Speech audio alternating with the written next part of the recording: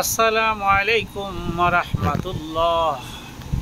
আজকে রবিবার সম্বন্ধে আগেও আলোচনা করেছি। আজকে আরেকটা নতুন কিছু নিয়ে আসছি। আজকে যেটা হচ্ছে মানবদেহ যেমন মাটি থেকে তৈরি, মানবদেহের ভিতরে একটা জগৎ আছে, সেটার নাম হলো রুহু জগৎ।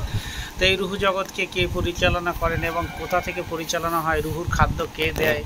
আর আমাদের যে মানবদেহ সেটা তো মাটির তৈরি, তাহলে মাটির খাদ্য যেমন মাটি থেকে উৎপাদন হয়, তাহলে রুহুর খাদ্য কে দিচ্ছে? রুহুর খাদ্য কিন্তু আল্লাহ তাবারাক ওয়া তাআলা দিচ্ছে। রুহুর খাদ্য কোনগুলো?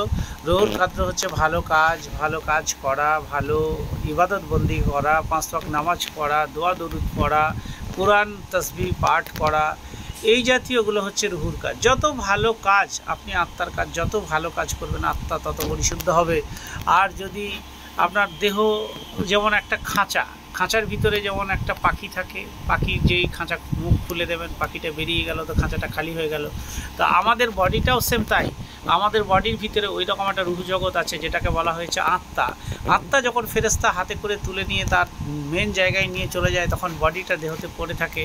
তখন আমরা মুসলমানরা কি করি? মাটি দিই। হিন্দুরা কি করি? তাকে দাহ করি। খ্রিস্টানরা কি করে? মাটি দেয়। এক একজন এক একটা ধর্মে এক এক রকম রীতি তারা সবাই অবলম্বন করে। তো যাই হোক, এই আজকের এই আলোচনা অনেকেরই হয়তো ভালো লাগতে পারে, অনেকেরই হয়তো খারাপ লাগতে পারে।